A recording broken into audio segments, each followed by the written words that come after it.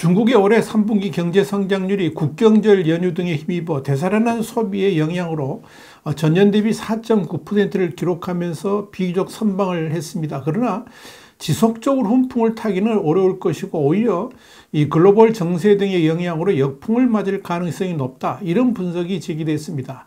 내년은 더 어렵다는 이 중국 경제 전망을 Y타임스가 파헤쳐봤습니다. 지금 시작합니다.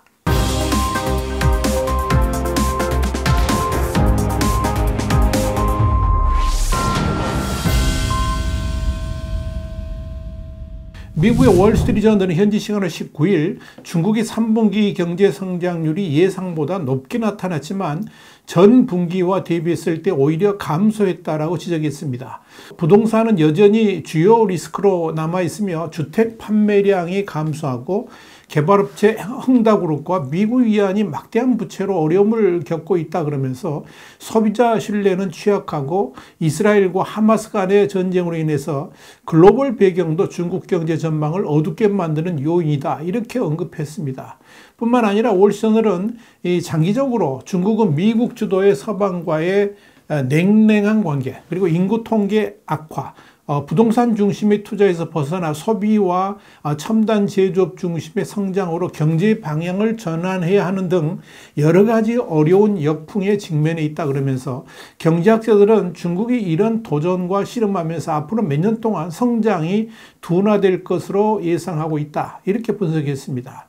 이와 관련해 이 IMF의 중국 부서를 이끌었던 코넬 대학교의 경제학자 에스와르 프라사드는 중국 경제는 정부의 다양한 지원책 덕분에 어려운 여건 가운데서도 다시 살아나는 듯 보이지만 강력한 반등은 기대하기 어렵다 그러면서 그래도 더 큰 경기 침체를 피한 것 같다는 것은 중국과 세계 경제 모두에게 좋은 징조다라고 지적했습니다. 일단 중국 국가통계국이 발표한 경제 지표들을 그대로 받아들인다면 공장 생산량이 개선되고 있고 최근 8일간의 연휴 기간 동안에 이 국내 여행은 소폭이지만 회복세를 보인 것으로 나타났습니다. 여기에 대해서 노무라의 이코노미스트들은 16일에 발표한 이 고객 노트에서 전력 소비가 증가하고 있으며 화물 운송도 꾸준히 증가하고 있다 그러면서 가계와 기업에 대한 대출이 증가하고 있다 이렇게 분석했습니다. 반면 9월 인플레이션은 전년 동월 대비 보합세를 보여 수요 부진을 시사했고 수출은 8월보다 느리지만 지난달 5개월 연속 감소했습니다. 주택 판매 및 기타 주택시장 활동 지표는 여전히 빈약합니다.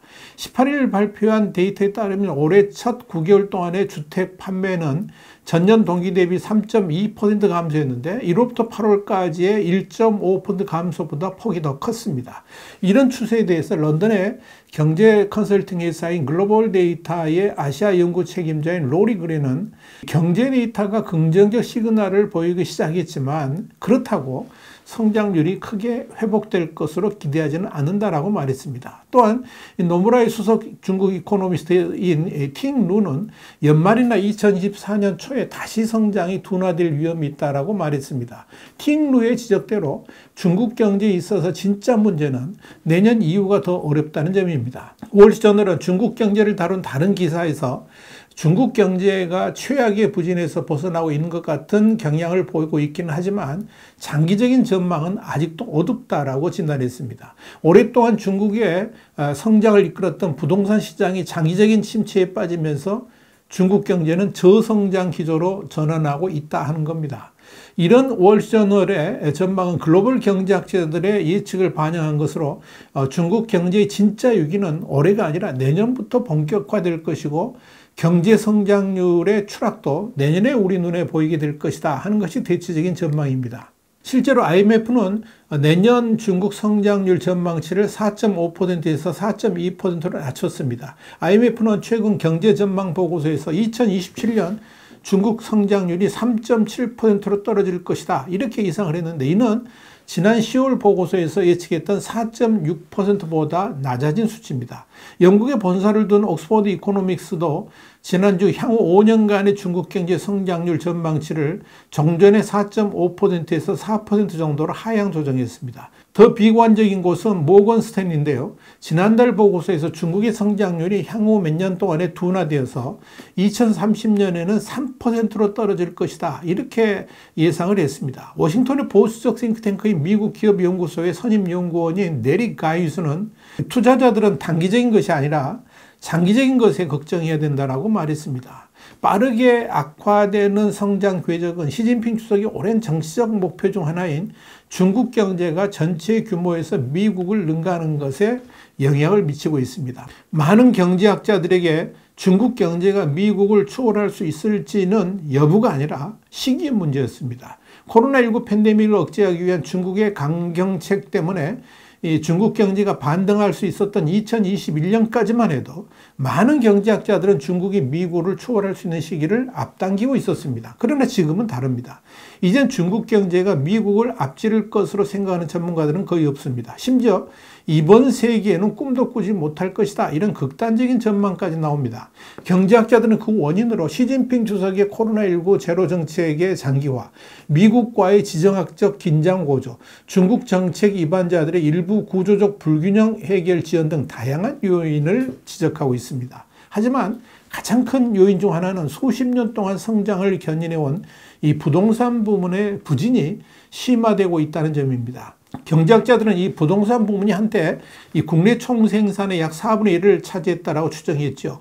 중앙정부와 지방정부가 규제를 완화하고 구매자를 유인하기 위해서 다른 우호적인 정책을 시행하고 있음에도 불구하고 주택 판매는 여전히 침체기에 빠져 있습니다. 장기적으로는 인구 고령화와 이미 높아진 주택 소유율이 수요를 감소시킬 수 있을 겁니다. 특히 중국 통계국이 19일 밝힌 중국 주요 70개 도시의 신규 주택 가격이 9월에 더 빠른 속도로 하락했고요. 8월에 비해서 가격 하락을 보고한 도시가 더 많아졌습니다. 앱솔루트 스트래티지 리서치의 신흥시장 경제학자인 아담 울프는 주택 판매 크게 의존하는 중국 지방정부의 재정 여력은 국내 총산, 그러니까 GDP 대비 10년 만에 최악의 수준으로 악화됐다 그러면서 내년에는 전반적인 성장 둔화가 더 심각해질 수 있다라고 내다봤습니다. 상황이 이렇다 보니까 중국이 성장 동력에서 부동산이 차지하는 비중을 줄이려고 노력할 것이고, 그렇게 되면 향후 몇 년간 성장률이 3% 이하로 떨어질 수도 있다, 이렇게 울프는 예측을 했습니다.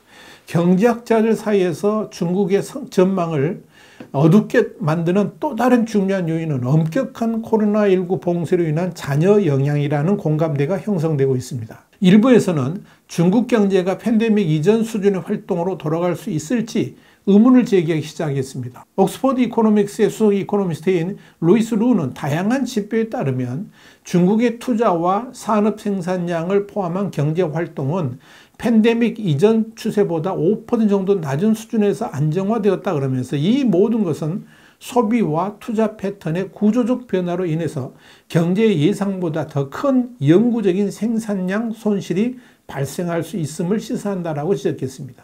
장기적으로 중국은 심각한 구조적 문제에도 직면해 있습니다. 생산성 성장은 정체되고 인구는 고령화되고 있으며 이 부채 수준도 증가하고 있습니다. 스탠다드 차타드의 수석 중국 이코노미스트인 슈양딩은 미국의 기술 수출 제한과 대중국 투자 제한이 민간 투자 부진과 맞물려서 생산성 향상을 제약할 것이라 그러면서 대대적인 정책 개혁이 없다면 중국의 잠재 성장률은 장기적으로 계속 하락세를 보일 것이다, 이렇게 지적을 했습니다. 또 다른 우려는 중국의 정책 대응이 경기 둔화에 대응하는 데 뒤처져서 영향력이 제한적일 수 있다는 점입니다. 모건 스탠리 수석 중국 이코노미스트인 로빈 싱은 중국 최고 지도부가 이제 경제 성장 외에 다른 여러 목표를 추구하고 있다 그러면서 시진핑 주석은 전임자들과는 다르게 경제 성장만을 추구하기보다 미국 및 동맹국과의 갈등에 대비하는 등 국가 안보를 보호하는 데 중점을 두겠다는 생각을 확고히 하고 있다고 분석했습니다. 다시 말해서 안보가 경제보다 더 중요한 정책 목표가 됨으로써 중국 경제의 활성화는 뒤처질 수밖에 없다 하는 의미입니다. 로빈슨은 이런 관점에서 정책 위반자들이 경제를 재부양하기 위해서 더 많은 조치를 취하며 그렇지 않으면 디플레이션과 재정난이 서로를 강화하는 부채 디플레이션의 고리에 빠져들 위험이 있다라고 평가를 한 겁니다. 특히 시진핑의 국진 민폐로 인해서 민간 부분이 여전히 신뢰 부족으로 고통받고 있다는 점도 중국 경제 회복의 발목을 잡고 있는 요인이라는 것이 로빈슨의 지적이었습니다. 이렇게 중국 경제 앞에는 첩첩산중의 과제들이 놓여 있습니다. 그럼에도 시진핑 지도부는 14억 인구의 먹고 살 길보다는 공산당의 입지만 키우는데 혈안이 되어 있다 보니까 글로벌 경제까지 민폐를 끼치고 있다. 이렇게 보시면 되겠습니다. 화이트함 정세분석이었습니다. 감사합니다.